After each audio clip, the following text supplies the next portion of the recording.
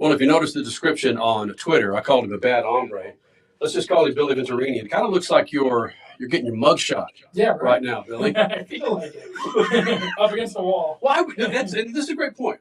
Why wouldn't, I mean, there are some companies out there that wouldn't mind getting their logo behind some of these mug shots, right? I mean, I don't know about General Tire and FTV.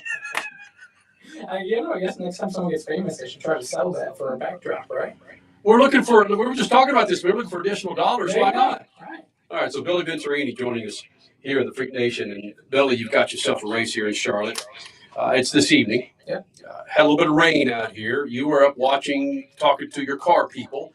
And you said to me, I'm not real happy with what I saw out there. No, we weren't great in practice. We were kind of struggling. This track had been really good at. We ran well here in 19 by myself. Had an issue at the very end and kind of dominated the race. But since then, it's been kind of a little bit of a hit and miss track for us. It hasn't been the best track. So hopefully tonight, we threw a lot at it right there. That's why I was a little bit delayed getting here. I was trying to figure out what we're going to do for last minute adjustments. But we threw some stuff at it, so we'll either be better or worse in the race from the start. That's such a racing term. We threw some stuff at it. What did you throw at a car to correct your car?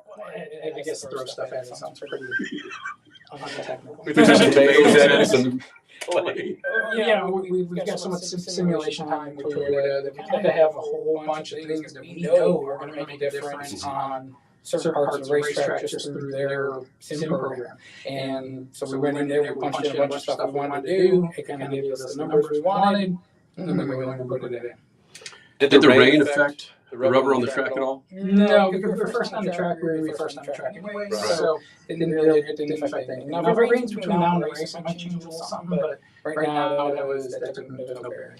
You've done this long enough. You've got yourself plenty of championships. Okay, I'm not going to say plenty, numerous championships. And I've said this before, you kind of blush. I said, you're like the Team Hendrick of ARCA series with what you do with your cars. All that being said, where are you the end of May compared to other years as a multi-car team owner? Well, our results haven't been great. We only won 1 out of 4, but we should have won all 3, or 3 out of 4.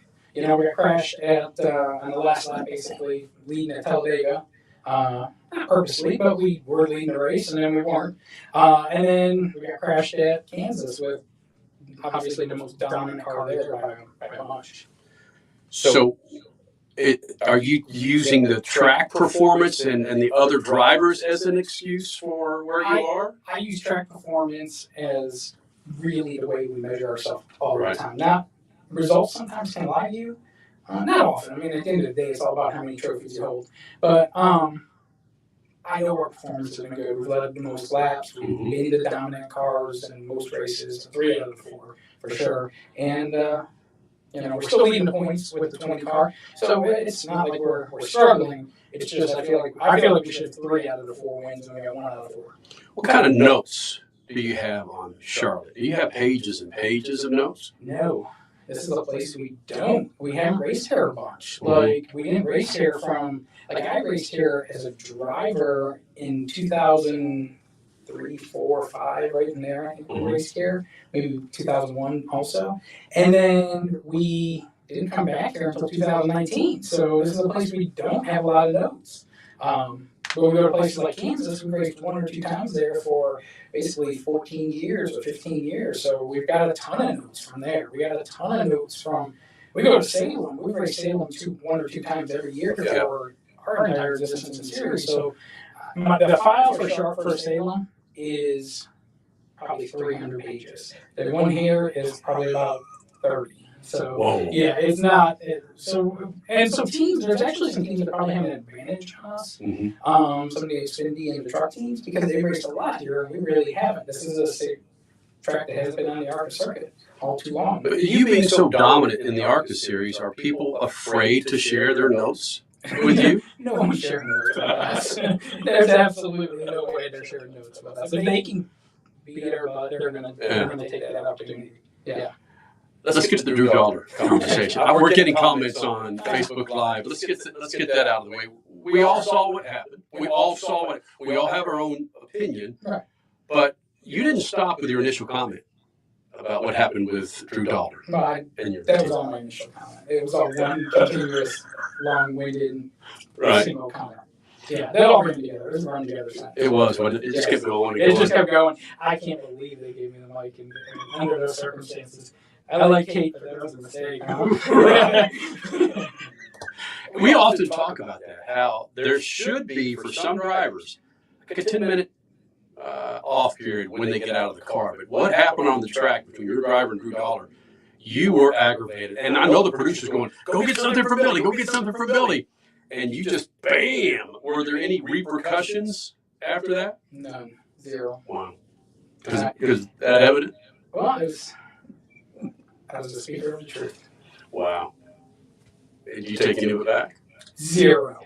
I'll double down on that statement all day long. There's no Right. way I'm backing up on that. Because, I mean, he was fast today, so maybe this was a good motivation. If I'd known that, I would have given those insults 2 years ago when he was driving for me.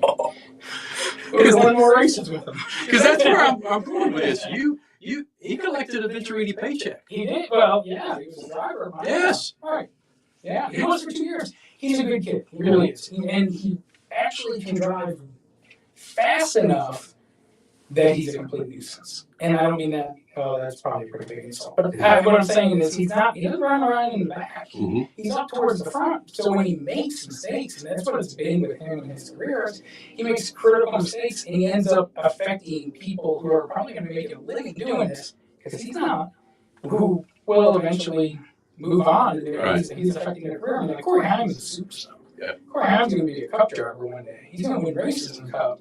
And he ruined the day for him, and he's done it to others at different levels and different situations. And he's not the worst race car guy. Let me not even close. He's got some talent. It's just not enough for as fast as he can run. And he puts himself in bad positions. We are live on Speed Freak's Facebook page, MAV TV's Facebook page. We might be even live on Lucas Oil, I'm not sure at this point, but we got a lot of folks watching us, a lot of people asking questions for Billy.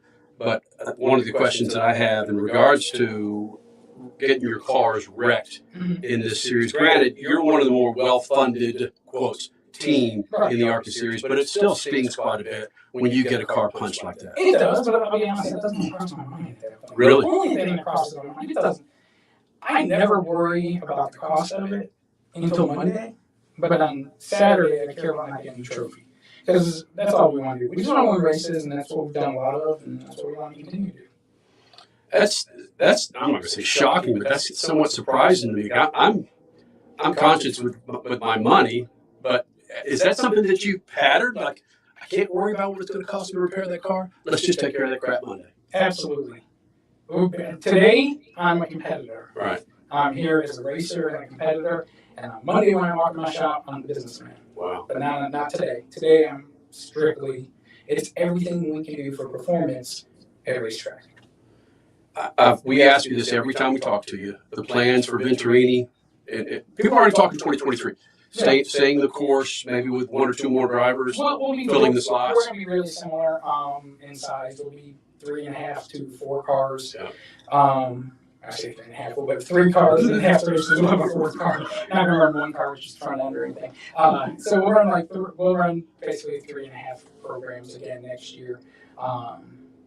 Be some kids will probably be similar to this year, but I'm sure there'll be maybe 1 or 2 that we don't know of right now. But we definitely next year it looks like a really positive year because I got a lot of really good young talent right now. Young, like 16, 17, Whoa. 18, and they're the next generation for me. So I think the next year we'll be in a good position to capitalize. And that's kind of how it goes with our program. It's like we have to have great years, and then we got to build a little. We still try to win all we can in those building years, but we always, no one's a 1-year project anymore. This has become where it's a multiple-year project. Mm-hmm. So knowing when they're going to be great, like we knew Corey Haim was going to be great last year. We knew it. Like it was set up even the year before that Corey was going to just smash it, and he did. And then the next year we got some good kids for next year. This leads to a question that just came to me. Who scouts these drivers for you? I do some of it. I do a good portion of it, and then TRD.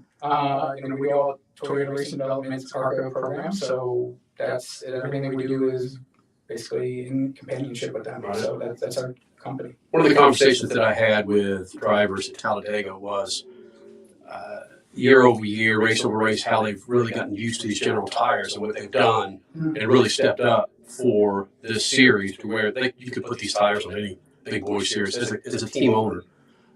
Pretty proud of what General Tire's done. General Tire is wonderful. They're wonderful for a series. They support the series in a great way. They support with media stuff, and they sponsor races, and they give us a wonderful product. Right. They are probably, I mean, them and Menards are the two most important companies to ARCA. They're wonderful. Do most of the people realize that? Because those are strong statements. Well, that's because I truly understand the business side of our series, and I'm involved in a heavy way even with the series on different things. So I know the impact they have, and those two companies are by far the two most important. Boom. Freak Nation, his name is Billy Venturini. I call him the Bad Hombre. How many championships now? Well, at total team, 3. Ooh. And 80 wins. Yeah. That's all. Oh, smokes. Looking forward to this race, man. I am too. I hope we're good. Well, let me take a step back. When you say you're not there yet, what I like watching is how Venturini Motorsports makes those adjustments. Because if you follow the race, it's weird. It's not weird. You see how you make the adjustments, whether it's from qualifying or practice into the race itself. You just have the knowledge to put that car another notch up. We've got some really good racers in our program. I've got great employees, and they make our race program go. And really, that's what it's about. It's good people. Yeah. And we keep them. We retain them. We don't have a lot of turnover. And I think that goes to, I think that shows management doing an okay job because we treat people well and we appreciate them. But the job we put out there, it's a good portion of what they do. Boom. Really, thanks for doing this, man. Thank you. Can you get the hell out of here now? Absolutely. I got to go to work. My forehead's sweating. Come on, let's